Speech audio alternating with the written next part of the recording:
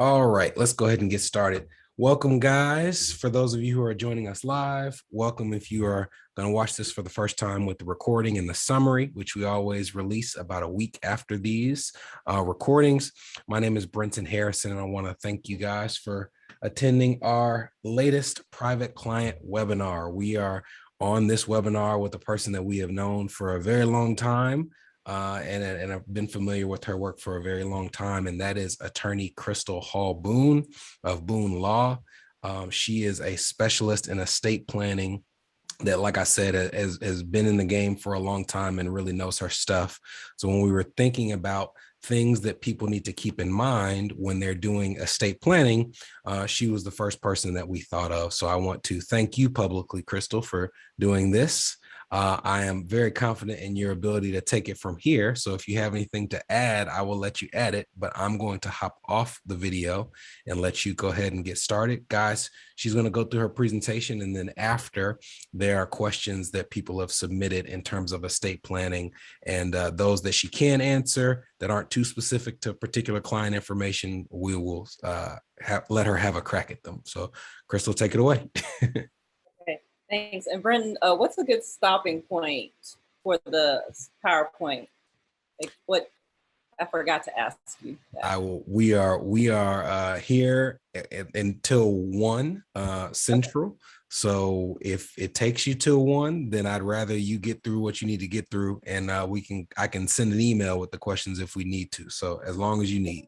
Okay, great. Thank you. And thank you, Brenton, for that introduction. I will clarify that I'm not a specialist. Legally, that's a legal technical term. And so I practice in the area of estate planning. I have my own disclaimer as well that I'll put at the end of the presentation, and it has that language in there. But thank you, Brenton, for the opportunity. Yeah, so I'm going to go ahead, since he already introduced me, go ahead and get into the presentation for the sake of time. I want to make sure that I get through all my talking points. And let me go ahead and share my screen.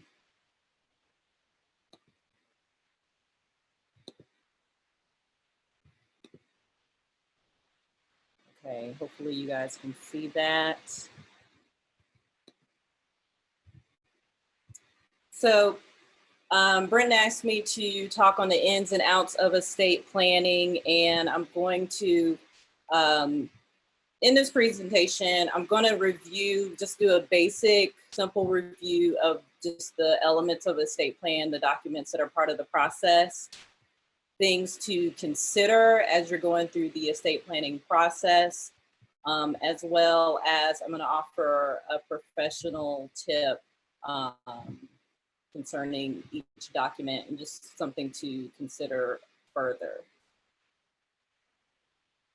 So what is estate planning?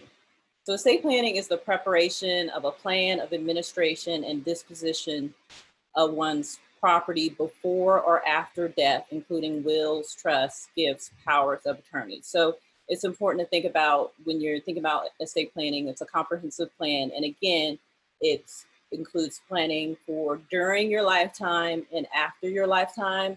It will talk about the documents that are part of the during life process and the afterlife process. So you have the elements of an estate plan. And so when you're planning for during your life, you're talking about a general power of attorney, advanced directive, which includes, it's like a combination of the healthcare power of attorney and living will. You have your living revocable trust. You can call it a living trust, revocable trust, living revocable trust. They all mean the same thing, but it's just essentially a trust you create during your lifetime. Then for planning after death, you're talking about your will, your last will and testament, and I put a revocable trust in there that comes into play after your death. But you can also create that during your life. It kind of can go on both sides. So we're going to start by talking about planning during life, and we're going to start with the general power of attorney.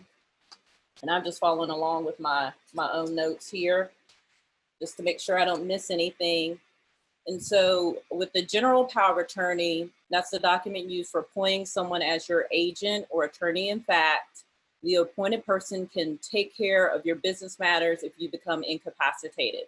So again, this document comes into play if you are temporarily incapacitated, permanently incapacitated. You appoint a person who can come in and step in on your behalf and begin to handle your, typically your financial affairs. So these considerations have come from practicing. I've been practicing since 2005. I've been on my own, operating my own practice since 2007. And I've done pretty much estate planning the whole time. And now I'm doing it exclusively. And so I've seen a lot of things. So who's the best person for the job? And these are things to ask yourself as you go through the process. So I don't know if Brenton's going to make the slideshow PowerPoint available to everybody, but you can take notes. But these are things to ask yourself as you're going through the process. Who's going to be the best person for their job? And so, you know, I really think it's worthwhile to take the time to think about that. Certainly because once you're in that position where you're incapacitated, you don't have the ability to go back and make a different decision. You can't go back and change it once you're incapacitated. So, you know, this is somebody that's going to be handling your money, your finances, and if you're temporarily incapacitated, you know, this is somebody who's basically going to be taking care of your stuff while you're recovering, and you want to make sure that's handled correctly. So, you know, your home doesn't go into foreclosure, or you don't lose your car, or whatever things that need to be taken care of. And so it's important to think about who that best person's going to be. It may not be your spouse. It may not be your child. The spouse or child is a typical go-to. But really, I just encourage you to take the time to think about that. Does the person know what to do if you are incapacitated? Do they know what your financial responsibilities are? Have you had a conversation with them about that? Again, these are important things to ask yourself and make sure that you're just doing, it's not just enough to sign the documents and be done, but this is part of your estate, your life, and you want to make sure that you are taking the proper steps to hand that over and really empowering the people that you've put in place to do their job. Do they have access to your online accounts? That's a particular concern today, where we've shifted to everything being done on the computer. And so, or mostly everything done on computer, done on phones. A lot of payments are made online now. And so do they have access to your online accounts? They need to have passwords, access to email, access to your online banking and whatnot. And so, you know, this is kind of tricky, right? Passwords change, they make you change passwords every so many months. And so you just want to come up with a system where you can keep that up to date and give them access. Maybe you'll give them access to your email, and your email is your backup if you forget your password, and then they'll be able to access the other password. So, but that is something to consider as well. Do they know how you pay your bills? You know, are you paying your bills? Are you still paying by check? Are you paying online? Or do you have auto pay? Are you paying some bills in person? Again, these are things that this person needs to know. Again, empowering them to act in that position. Do they know where important documents are located? You know, this comes up periodically, where I get a call because the client can't find a certain document. I do not keep original copies of documents, and there's a reason why I don't keep original copies of documents. I don't want to keep original copies of documents. That is the client's responsibility. They're your documents. They're for you to keep up with. And so, again, just making sure that, you know, again, if there's account information that the power of attorney needs to have access to be able to pay bills or whatever, just making sure they have access to everything they need. Then, let's see. I wanted to,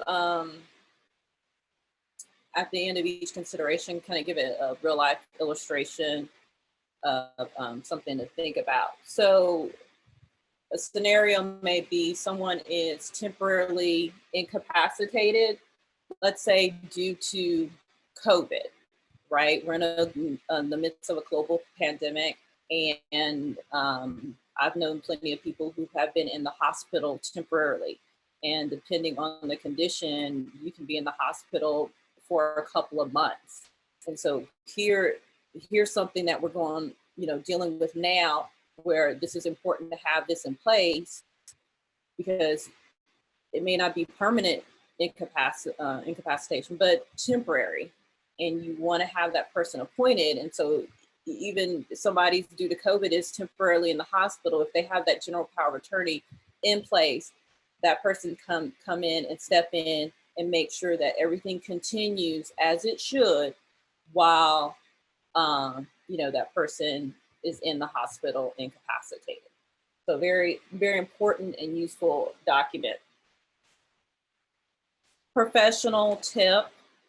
So once you've selected your POA, sit down with them and review your finances together. Walk them through how you pay your bills monthly, quarterly, annually, and where the important documents and passwords are stored. So it's really important. Again, this is the follow-up to actually signing the document, and I certainly advise my clients to do this.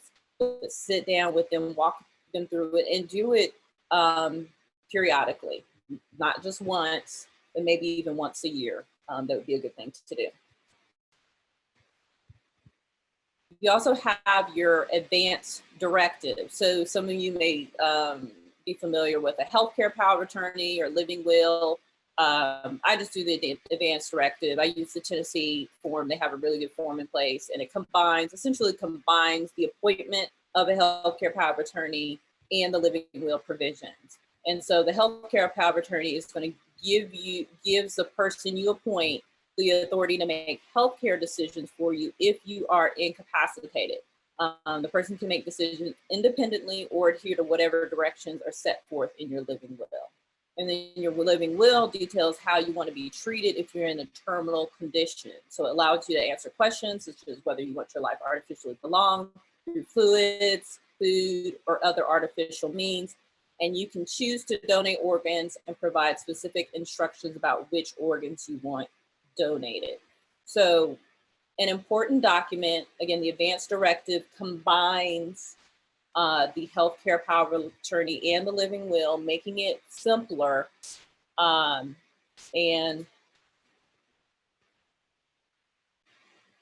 there are things to consider with this as well. So the things to ask yourself is, does your appointed person know your end of life plans? So this person is going to, if you're incapacitated, again, this can be temporarily or permanently. Do they know, and end of life plans are obviously in place if you are permanently incapacitated and in a terminal condition, but do they know your plans? Do they know your desires, how you want to be treated? Now you may have it, you'll have it written down in your living will, but it's important to take the step of explaining this to this person so that they have understanding, that they can ask questions at that time, and you will be able to assess their abilities to be able to carry out your decisions. So that gets to the next point. Are they capable of carrying out your wishes? So can they follow instructions? If you've given them instructions verbally, you've given them instructions in the living will, do they have the ability to carry those out? Are they going to get too emotional, right? I mean, all of this is when you're dealing with family stepping in or close friends stepping in and making these decisions, there's a lot of things going on through a person that may be triggered or whatnot. Um, and do they have the ability to keep their composure and be able to carry out these wishes, your wishes? Do they know your medical history in order to make informed decisions?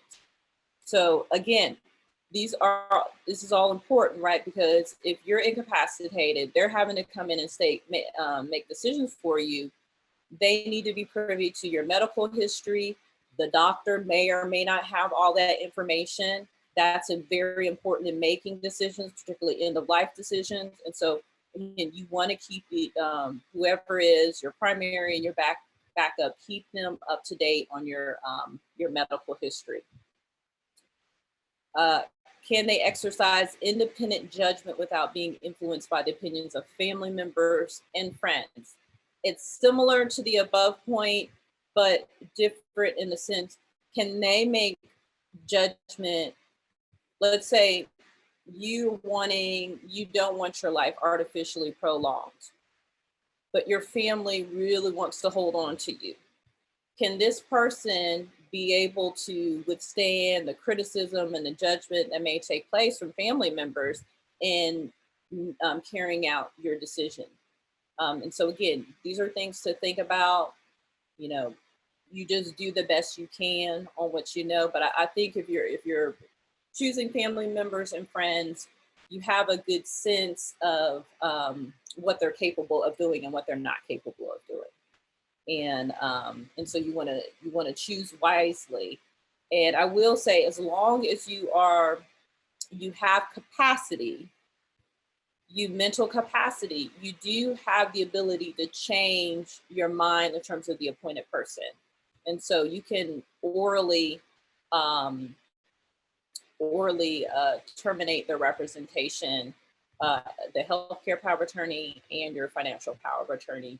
You just need to communicate that to the necessary persons and obviously get that in writing as soon as possible. But you can always make changes to these documents as long as you still have your mental capacity.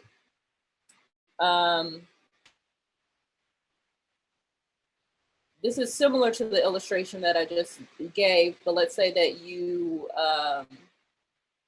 want your life artificially prolonged and your child has a hard time letting go. It's your child that has a hard time letting go, and you've given them healthcare power of attorney. The living will, that's when the living will provisions become a helpful guideline on what they are supposed to do. Again, these documents, the work that you do with sitting down with your representatives are about empowering them, giving them what they need and the confidence they need to make good decisions. And so completing these documents, completing all of them, and the living will provision provides guidance to your representative as well as the healthcare professionals, because you'll be given this document later to your doctors. So my professional tip: when possible, choose someone who has a background in healthcare. So from experience, those in healthcare profession are more informed and are better able to make independent medically based decisions. Obviously, if this is not an option for everybody, if it isn't, make sure to clearly communicate with your agent your wishes concerning your care and your end of life plans. I'm fortunate to have my mom as a retired nurse. My brother is in the healthcare profession as well. And so, obviously there's emotions involved in all of this, but with someone with a healthcare background, they bring that professional expertise and that perspective, and that is always helpful when you're talking about making informed healthcare decisions. And so if you have somebody in your life that is willing to serve and is available, that's in the healthcare industry, I would say tap them first if you can.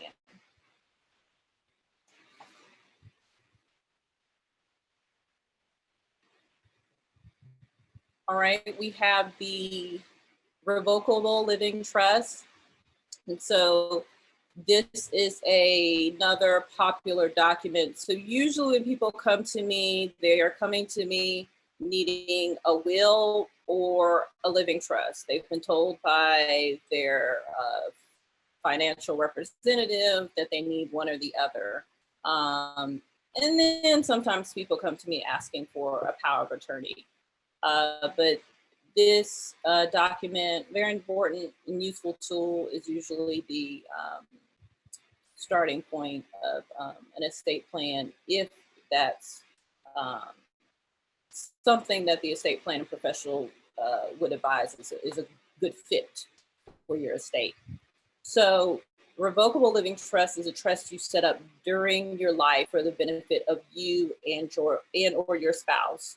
It can end upon your death or continue after your death. So again, the trust, you can have a family trust that involves you and your spouse. If you're not married, you can have one, still a family trust that's for the benefit of you and then later your children. So things to consider as you're going through that living trust process. Again, it's to clarify, it's revocable, so it can be changed during your life, and it's a living trust because it's a trust that you create during your lifetime. We'll also briefly go over a trust that you create after your death. But the living trust considerations. Does the revocable living trust best meet your estate planning goals? And so this is a really important question that you and your estate planning attorney would decide. The living trust isn't necessarily a fit for everyone. Actually, in most cases, most people don't need a living trust. There's really only some specific situations where I highly advise it. Other than that, it's optional. It's just a matter of how you want to do your planning. Do you want to do it on the front end? Do you want to avoid probate? Would you rather do the legwork, or do you want to have that all taken care of on the back end? So something to ask yourself, is this the best way to meet your estate planning goals? Do you own property in multiple states? So this is one of those questions I ask clients, and depending on what they say, so if they say they do own property in multiple states, that's when I come and say, hey, I recommend that, you go ahead and set this trust up. Why? Just for the sole purpose of minimizing multiple probates. I will say that probate in Tennessee isn't a bad thing.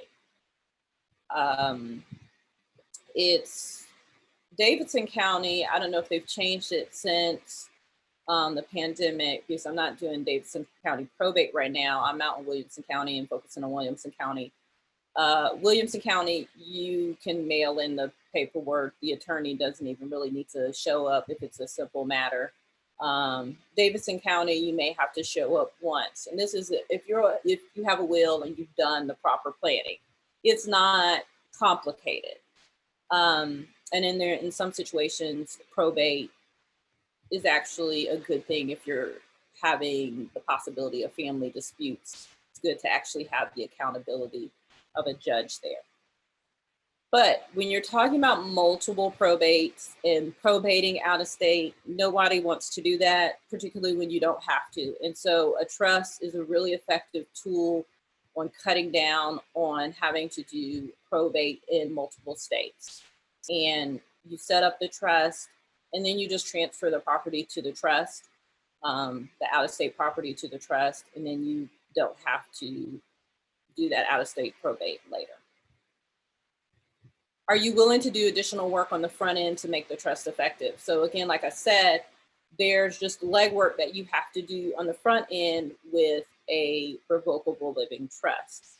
And so on the front end, if it's just you or you and your spouse, will work according to the plan that you've set up with the attorney to transfer assets to the trust, which is called funding the trust. And so you're going to transfer the assets. So maybe your family home or maybe some stocks or whatever. So, but you do have to go through that. And I'm sure, Brenton is available to help with the retitling of assets to the trust.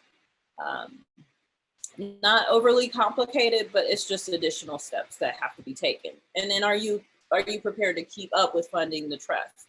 So again, you've done all this work on the front end, and you have this, but maybe your goal is to avoid probate. There's no point of doing it. It's not a one-time thing, because you acquire property, you sell property. And so as you're buying and selling property during your lifetime, you want to still do it consistent with your plan. And so you're still going to, periodically check in with your attorney, check in with your financial professional, and work at continuing to fund the trust and transferring that property to the trust according to whatever your plan is. Do you know the difference between executor and trustee? Why am I asking that? Because a lot of people don't know, and it's important to know the difference when you're choosing your fiduciary.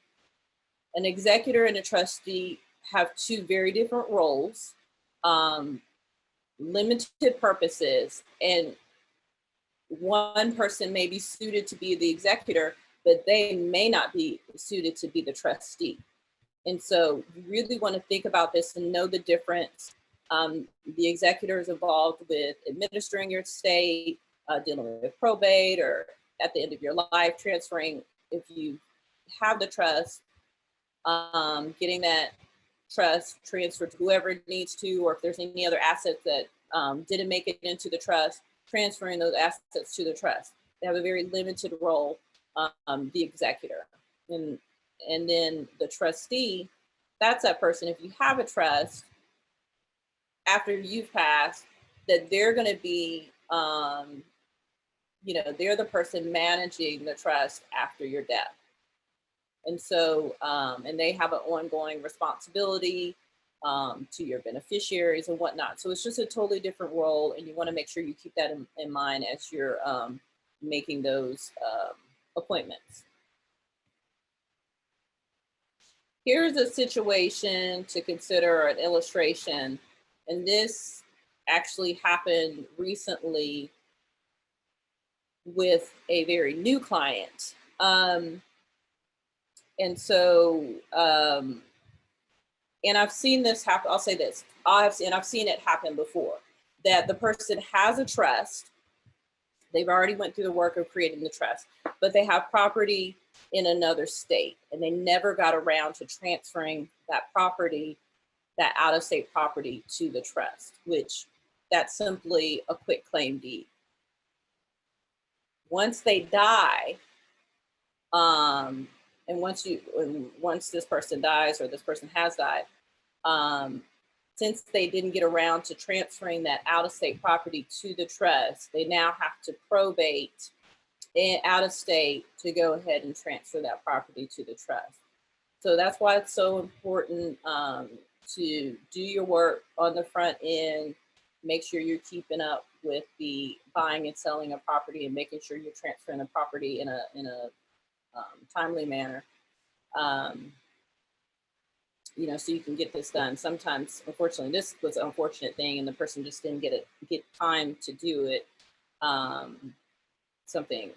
Things changed unexpectedly, but when you can, you kind of want to just stay on top of that. And when you're buying property or selling property, you can just have that in the back of your mind. Okay, let me get with my estate planning attorney or my financial professional to see what do I need to do after I go ahead and complete this sale or purchase, to go ahead and make sure my trust is up to date.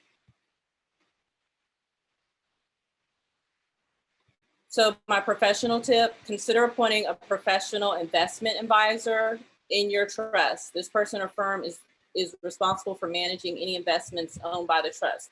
So there's a provision that can go into a trust.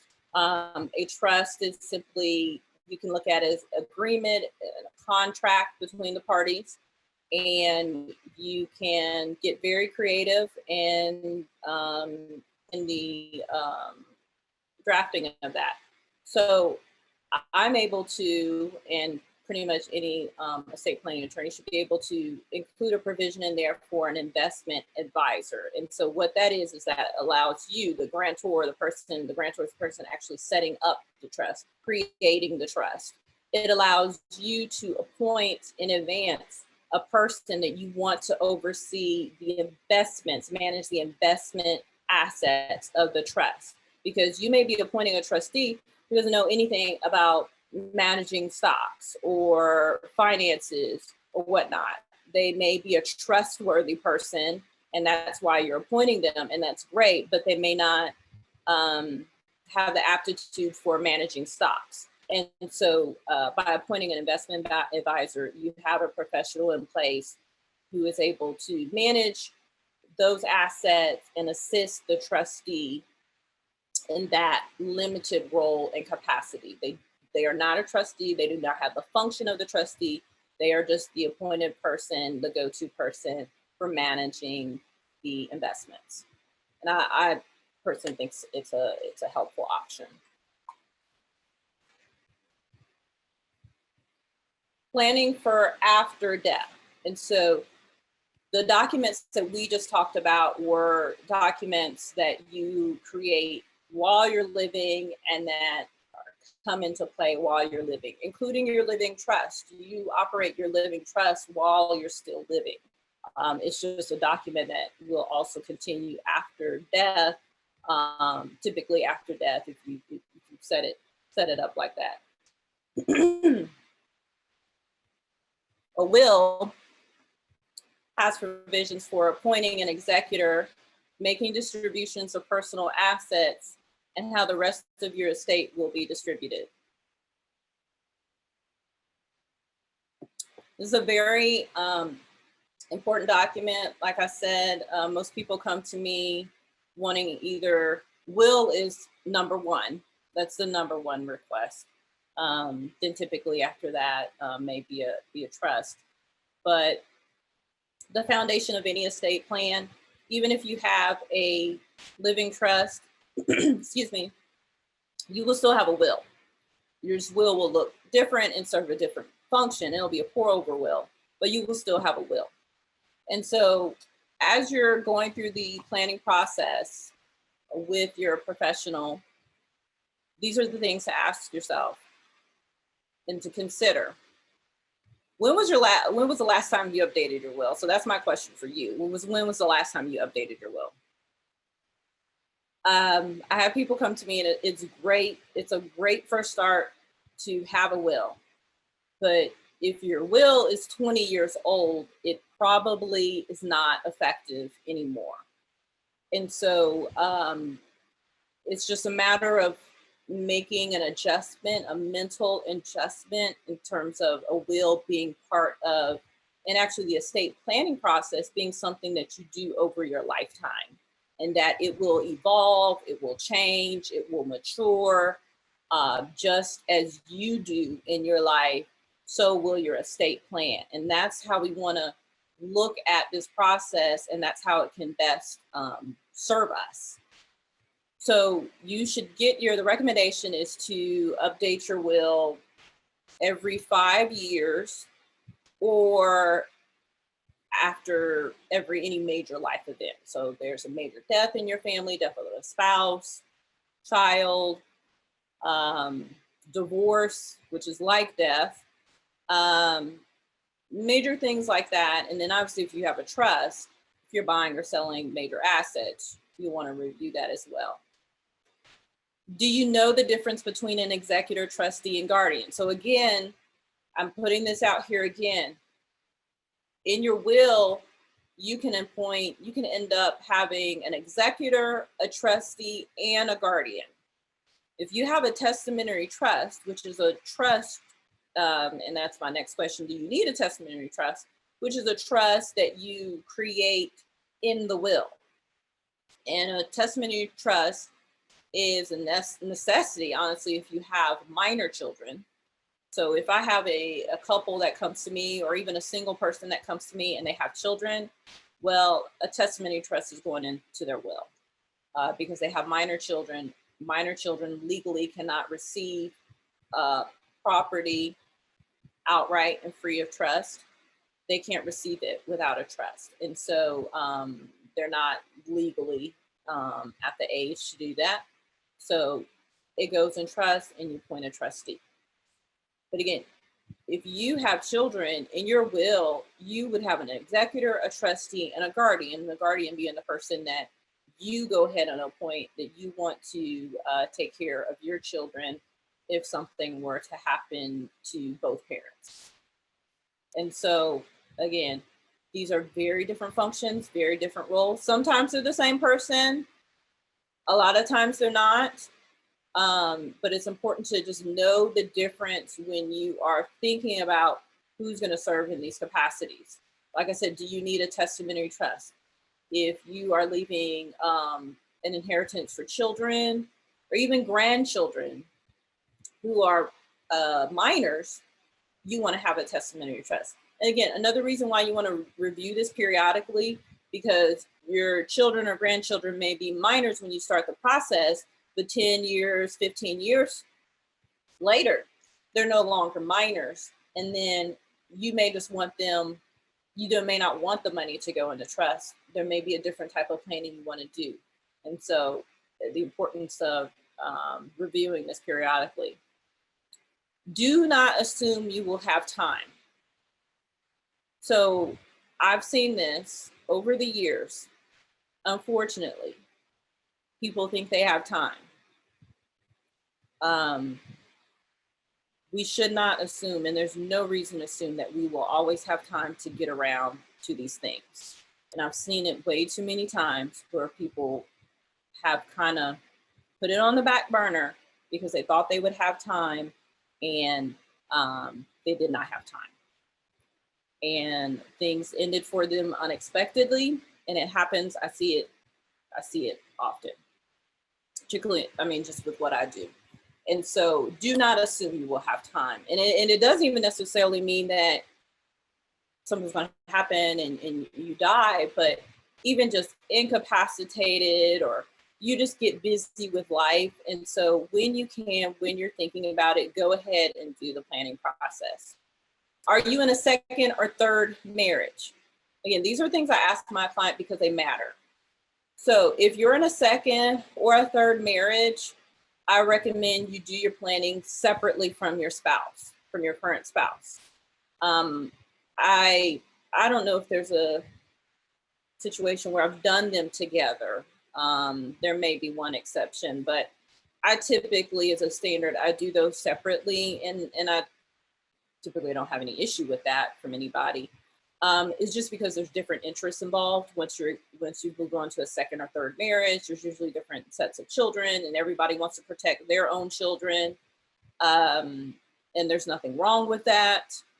And so there's just different considerations, different interests. And so I do recommend spouses who are on a second or third marriage, that the spouses do their estate planning separately. And I'm meaning with 2 separate attorneys. Typically, with a first marriage, I represent the couple together if that's what they choose. Some people don't want that, and I do that separately, and that's fine. But typically with a first marriage, I represent the couple together and they do their planning together. But in a second or third marriage, I typically do not represent the couple together. Again, choose your fiduciaries wisely. I've seen this, mom, dad's trying to be fair, and they want to not leave any child out. And so they maybe appoint multiple persons as the executor or the trustee, and they don't want to hurt anybody's feelings. I recommend and encourage you to use wisdom, appoint the right person. You don't have to be concerned about being fair. It's your estate, your money, and you do what you want to do. And there's nothing wrong with that. So have you given your family access to your will? Another important thing. Do you know where your will is? Again, I get that call. Clients don't know where their will is. It's your responsibility to keep up with your will. Please know where you put your will. check on it, put your hands on it periodically to make sure it's still there. And then let your executor know where the will is. If it's a safe deposit box, make sure their name is on the box and they have access to it. They know where the key is to get to it. So these are all important considerations, things to think about, practical considerations. Professional tip, I want to try to leave some time for questions. But when you're doing your will, make sure it is part of a comprehensive plan of your estate. So as you're reviewing your will, I recommend you review your direct beneficiary accounts to confirm they fit with the end of life distributions in your will. So what I'm talking about is when you're doing your will and you're getting together your plan with your attorney, make sure you're reviewing the beneficiary designations on your 401k, on your savings account, on your annuities and whatnot. And make sure that those designations match the plan that you have in your will, because there's no point of going through the will and making all these distributions to these loved ones and you haven't directed any money to the will. And so that's an important step, and just making sure that that all fits together. I'm just just mentioning irrevocable trust. I'm just kind of throw it out there. I'm not going to go through any long thing with it, just because in my years of practice, I still have not done irrevocable trust. Most attorneys I know have not done an irrevocable trust, but do know that it is an option.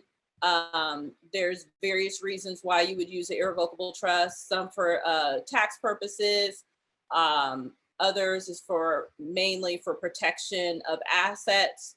This is a particularly attractive option for professionals with high personal liability exposure or high net worth. And so Tennessee has actually some favorable laws in place for protections of assets through an irrevocable trust. The thing with the irrevocable trust is that you got to do it in advance, and you got to do it in years in advance of you actually needing or wanting the protection, because there's a look back period for creditors. I believe it's 5 years, 3 or 5 years. There's a look back period. And so again, this is something that you have to think about kind of in advance, think about down the road. You wouldn't ever put all your assets in an irrevocable trust. You would just put some of your assets. Again, this is a hard option for most people, a hard hurdle to get over, because it's irrevocable. Once you create it, you can't make changes to it technically. Lawyers, we all have our loopholes, but technically you cannot make changes to it and you don't have any control over it. And that's just right there. Most people are going to say no because they want to maintain control, and that's okay. So estate planning resources, you have your estate planning attorney, your financial advisor, planner, and your accountant or tax advisor. I just want to reiterate some tips real quick, and then Brent and I'll have some time for questions. So again, like I said, do not procrastinate when it comes to planning. Nobody wants to go through this process. It was interesting during the pandemic. And I think I'm not the only attorney who experienced this, but it generated a lot of interest in estate planning, and people were starting to think about and really take seriously the end of their life and getting their affairs in order. And I will say that was one good thing that came out of it, and I would consider it some sobriety, realizing the importance of taking care of your affairs, really dealing with the fact that we won't live forever. And so I do recommend that you go ahead, if you're thinking about it, if you're listening to this, viewing this webinar that you're already thinking about, just go ahead and do it. And you will feel so much better once you have it done. You really will. Kind of think of it as having your insurance in place. Let your family know about your plans, have those conversations, communicate with them. It's so important to bring them in and be involved in the process, because they're going to be part of the process anyway. And so it's best to bring them in on your terms, and so that you can communicate what you want and what you're envisioning. Store the documents in a safe location. Very important. The original You need the original. You want those, particularly the original copy of the will. You want the original copy. And so I haven't had to try to probate a copy yet. It's extremely difficult. So hold on to the original, store it in a safe place. I have clients, they'll tell me they lost the will. I say, go find it. They eventually find it. So, but just make it easy on yourself, store it in a safe place, and then let the appropriate people know where it is. And then again, have your document, review your documents every 5 years or on major life change, divorce, death of the spouse, even grandchildren. Review it, make sure it still fits with your estate planning goals. All right.